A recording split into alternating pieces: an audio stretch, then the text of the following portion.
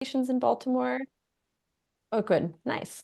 I know you said that, that's one of the goals is that this project can act as a pilot for other locations in Baltimore. So kind of two of the big things that we had discussed after our meeting was, well, here, I'm going to read out everything, kind of the whole list of everything that we could provide support in, and then I'll kind of tell you about how we thought about breaking it down. Um, so the first thing was, providing this vision that you've communicated to us in some sort of format that you can use to speak to community members and to city officials, especially those folks that are ultimately going to be granting permission for these types of buildings, for these types of functions in these buildings. We talked a little bit about, the process of developing or renovating a building and kind of doing all of that according to like local and national code and zoning requirements, and how, that's information that we want to be able to provide you with so that even if things maybe deviate a little bit from that, you at least know, okay, this is the technicality of what an official city person wants to see from me when I'm asking them to donate this city-owned building to me, for example. So that was the first thing we said is, a vision to communicate to the neighborhood and city officials, an understanding of that development or renovation process, what one can expect when you're going from, okay, this is a totally empty building that some random person owns, up to, okay, this is where we're now going to build out our residency, kind of what that whole process looks like. That was the second thing. A third thing that we talked about was kind of like general networking and support to help you be able to acquire those buildings from the private owners, and also helping to connect you to like financial, grants, things like that, that will ultimately be necessary to make all of this happen. So that's kind of, and then also another thing that we would want to be able to help you with, which is potentially where, Pandora comes in as well, which is, okay, we have a vision for the expansion of Thai Air. What does that look like kind of at a bird's eye view, and what does that look like at eye level? So how does this look from a perspective of, yeah, a site plan, which we'll talk about, and how does that look like from the perspective of, okay, I'm in the building, and what does the design of the interior look like? So what I had sent to you, was this MOU for all of our projects. We have a memorandum of understanding that like outlines the scope of work, and gives us like a concrete thing that the volunteer team is working towards. And for our CDW program, it's super important for us to break that down into multiple projects, because we have a project count. We have a large project count, and that's for one reason, that it helps to break down projects into kind of multiple, and also it helps our volunteers who oftentimes, can't commit for like a full year to volunteering. They can commit to maybe like, 4 to 6 months, something like that. So when we break down projects into phases, then they can commit just for like one phase at a time based on, their capacity, which is what makes the program possible. So our idea for that first phase is what I had sent in the email, and I included like an example that we can look at together if we have time, and essentially just focuses first on that bird's eye view. So that focuses on making a bird's eye view map of these different locations, how they relate to each other, and what their different uses are going to be. It would include like a full analysis of those zoning and code requirements for just reference. Again, there might, like, depending on certain functions, when you ultimately go to get a permit from the city, they want to see that, you only built up to 10 feet from the sidewalk and not any further, or they want to see that the building isn't higher than the building next to it, or they want to see that you have an extra exit out the back. So there's certain requirements to the code that when you go to like ask for a permit to build something, the plans have to meet those requirements. So we would do an analysis of all of those requirements. And that would inform then the design of the building. So you always do the code analysis first, and then you design a building. So we would look at the site plan from the top. We would look at all of those site constraints, like the code and zoning analysis, and document all of that. And we would also include in this first phase like a visualization from the exterior. So we wouldn't yet get into the interior of those buildings. We'd first focus on, okay, what does the exterior look like, so that that's like a picture that you can share with others in the community. So that's the first phase, for which I actually do already have a volunteer who's available and could work on that. And I would imagine this being like a nice short project, like a 3-month thing. And then after that is when we could then, like simultaneously, it'd be good for you to, start to talk to folks in the city about acquiring those buildings. Because typically we don't do designs, like detailed designs of spaces unless that person has site control of the building, typically. So that means that we'd want to be helping, like working with you to help figure out how you would get ownership or whatever of those buildings, so that then after we finish phase 1, fairly shortly afterwards, we could start phase 2, which would be the actual like design, floor plans, things like that of all of the buildings. So that was a big old spiel. I hope it gave you time to snack on your olives. And I know you have to leave at 3, so that was kind of my main goal of this meeting, was to share that with you, see what you thought, and to talk about next steps, so that if that first phase makes sense to you, that I could start to set things up with that volunteer, so that we can, figure out how we're going to start working together into the summer. That was my main goal, but I want to hear also from you, what you had on your mind. I know you also have that you got the grant, and I wasn't sure what that was for, and if that changed things or not. Yeah, so I'm happy to go wherever from here. We could continue talking about that first phase of work, and or whatever was on your list. So I'm certainly excited about the fact that we're walking officially into the first phase of work. Starting matters. We need to start. And so the fact that we have an actual MOU and that we're doing anything officially together, that matters. At the same time, because of the culture of our organization, how we build matters, not just the outcome of what we accomplish, but how we get to that point. And so our organization, as a value, or our values are centered on community engagement from the beginning. Yes.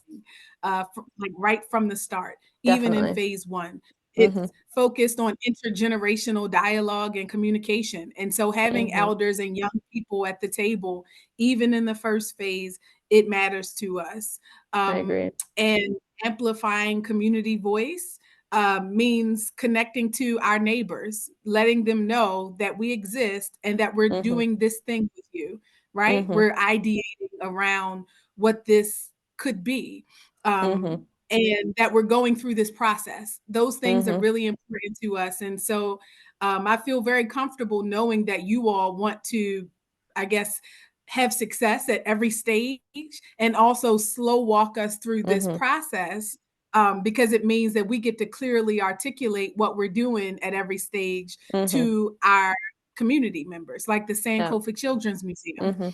And so from our conversation today, I want to talk about I want to add 3 things to our discussion. The first is that I want to say thank you for connecting us to TAI in Park Heights, the community housing and all that alliance and, I don't know, initiative. They're offering, or they are the conduit between potential grantees and the Department of Housing and Community Development. And Mm-hmm. they have a process where you fill out the application that you sent to me, and based on what they believe the potential of the initiative is, they then invite you to apply for the funding. And so they've invited us to apply for the funding. And I know that when you think of our initiative, you instantly go to the properties that are most dilapidated across the street, all three of those. And my mind kind of goes there too, because we are functioning. Our office is on the first level, but we still have a lot of major work to do in a Mm-hmm. house that we Yeah. have. In the basement, Yeah. in the I backyard, remember. Mm-hmm. those maker spaces matter to Mm-hmm. the place we have now and to the artists that we already have in residence. We Mm-hmm. want them to be able to create and feel comfortable in that space. And so we do plan to apply for that grant to get the funds to finish Mm-hmm. where we started. And so I'm not sure if conversation around that can be included into phase one. But we did get access to this grant, or the opportunity to apply, because of your support, because we wouldn't have known about it unless you told us. Mm-hmm. Um, and though the timeline was short, we got in right underneath of the deadline. And so that's Yay. great news. And I'm hoping that you all will be willing on some level to help us, successfully complete that Mm-hmm. proposal, so Mm-hmm. that we can use our current space as that model, as that Mm-hmm. showroom, to say, Mm-hmm. hey, go anywhere in the house, go to the backyard, Mm-hmm. go to the basement, Mm-hmm. uh, Yeah.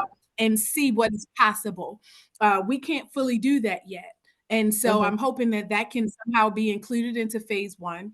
That's the first thing I want to add to conversation. The second thing, we talked about the how.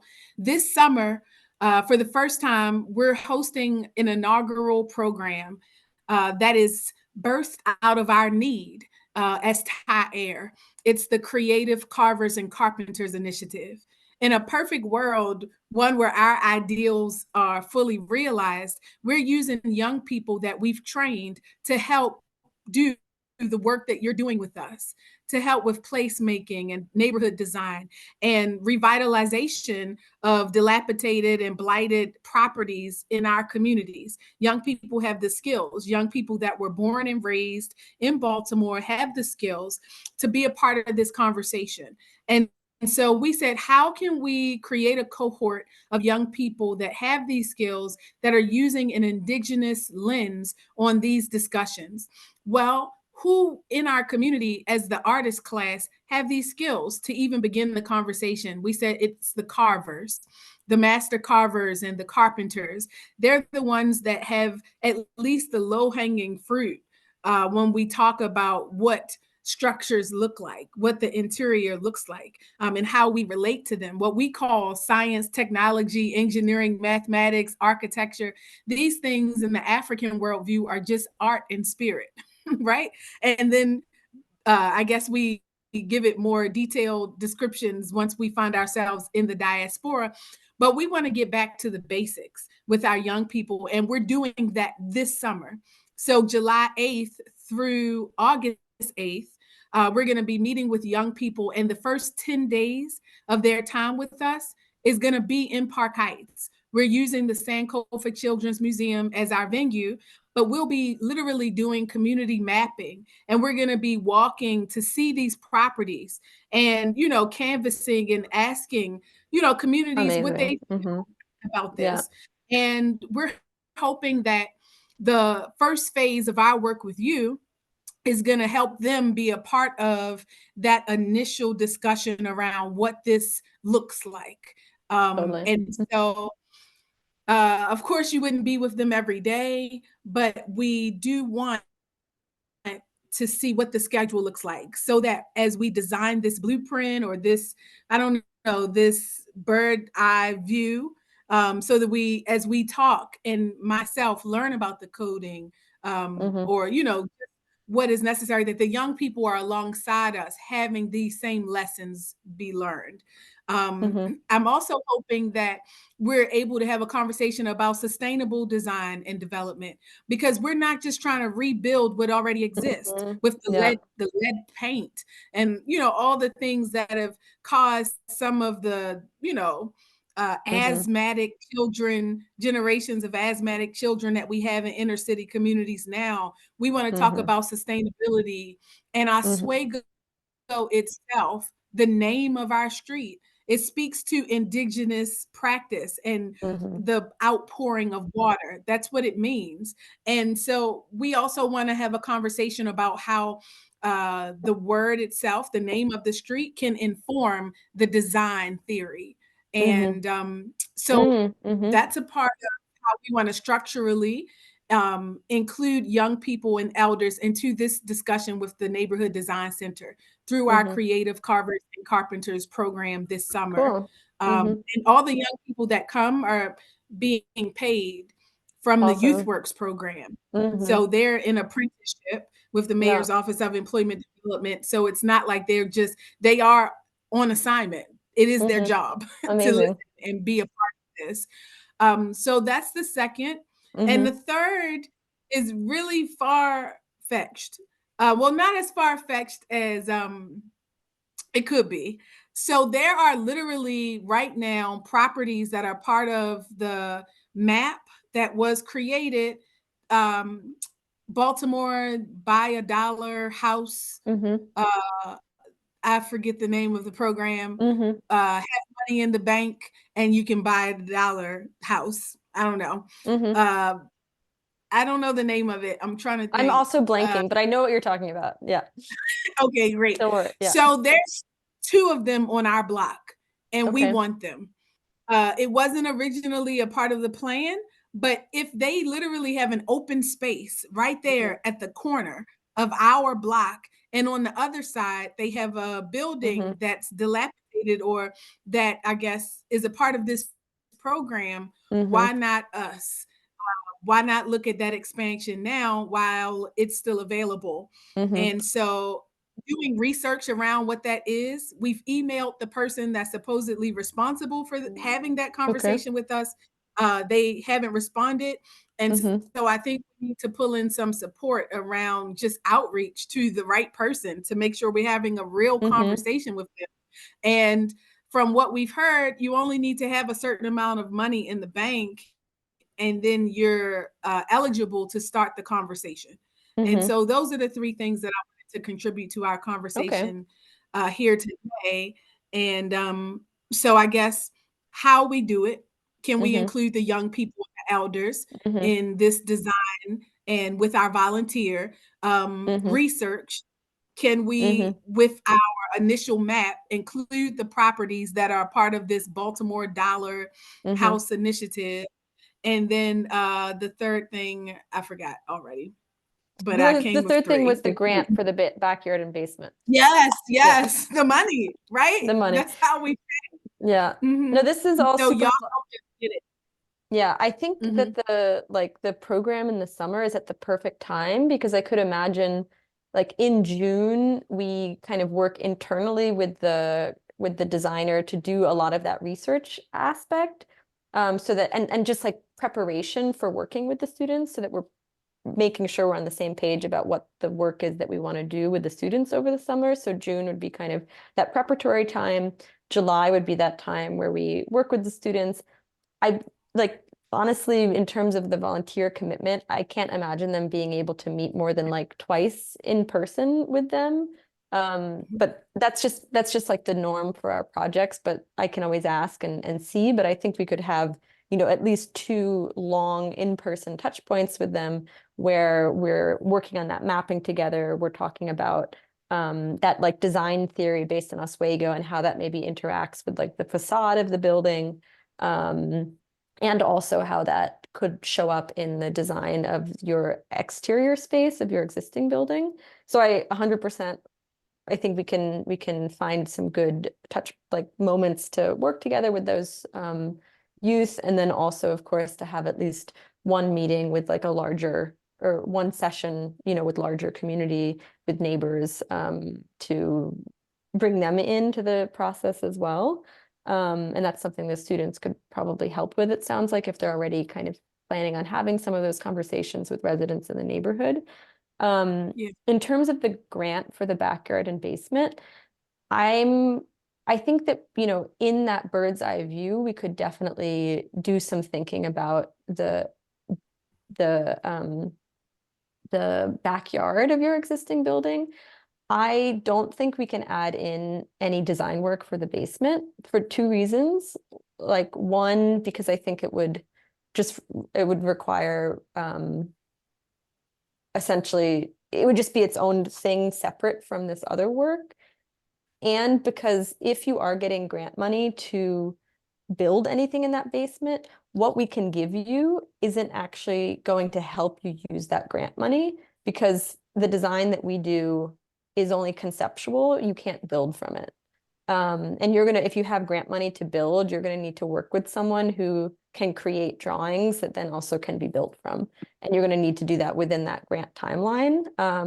And we can talk more about that, but in my experience with these Bernie grants, which is the one that you would be applying for, it's we would get in your way if we worked on the design of the basement. Um, that's just my first thought, but we can talk more. But definitely with the backyard, we can incorporate that into the site plan 100%, like the how you do the process, and making sure that we're tying it into that youth program and tying it into the neighbors and the elders 100%. We'll do that. And then with the two houses on the block for $1, I'm like not familiar to know offhand who the right point of contact would be, but I'll ask a couple of people if they can help point us in the right direction. And then I will send you the contact again. I don't think I actually sent it to you before. For uh oh my goodness, am I gonna blank on her name? Kelly from the Department of Housing and Community Development. Actually, I think she's the point of contact. I Oh, think really? I've already sent somebody something. I would Oh, have to Kelly figure out Bacalo, was who I that sent. Yes, that's her. And we sent an really? email. Okay. Uh, I think it's a automated message. Once Mm-hmm. you see a property that you're interested I in, I see. think her Mm-hmm. email is there I for see. you to now correspond. And I Mm-hmm. think we did that for both spaces. One of the spaces I is see. just like Mm-hmm. open land. Mm-hmm. Nothing is there. And Oh, the I other see. It's a space lot. is Mm-hmm. an actual house on Oswego, Yeah. and it just is a part of the program. And so Mm. I don't know Mm-hmm. if you know her or if you can call and maybe Yeah. get something that we can get, because we've already Mm-hmm. tried to reach out for Okay. sure. I'll try. I don't have her number. I met her also through Larry and Hi and that Northwest Baltimore partnership, because she used to be like she was used to be on their steering committee. So I met her through that other project. But I'll think about if I can send her an email and just ask if she's still in that same position, maybe, or if there's someone better. I'll say, oh, I was speaking to a partner who was interested in some adopt lots in your area. She wasn't sure if you're the right contact or if someone else is. Can you point us in the right direction, or can I put you in contact with her, aka Kim? I can send that email. Yeah. That would be great. And if they say yes, I would love to include those properties into our bird's eye view Yeah. site map. Yeah. I mean, Um, we can include them regardless, right? Like we can just assume that all of it's possible, and then, as you have conversations with folks about what is or isn't possible, then, that can be, or we can come up with a couple of different bird's eye views that show, okay, this is what happens if you get these two properties, this is what happens if you get these four. I know you have to go. I know you had a meeting at 3. I Uh, do. The only thing I wanted to add before I run, and they're going to say, Kim, why are you late?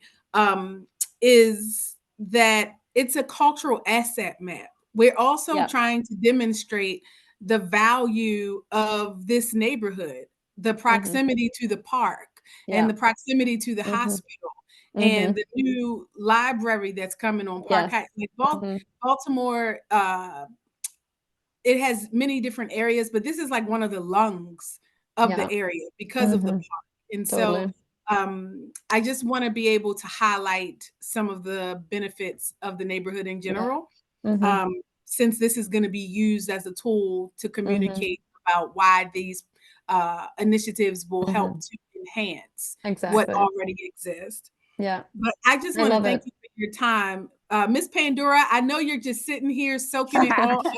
Yes, I'm Our new taking it all community builder in. on the team. Did you want to say anything or contribute? I want to pass you the basket before we go. Okay, very quickly. I don't want to contribute anything until it's time for me to contribute my creative expertise. But I'm taking it all in. I'm loving what I'm hearing, and I'm looking forward to be a part of everything and to talking to you more about the direction that we're going in. Awesome. Absolutely. Thank you, Julia. Community voice is essential, Mhm. and we look forward to continually engaging you in this process. Thank Thank you. you so much. I'll send you guys a copy, and we'll talk Awesome. soon. Okay, Thanks. sounds good. Thank you, Kim. Nice to Thank meet you, you, Julia. Pandora. Bye, everyone. Likewise. Enjoy your afternoon.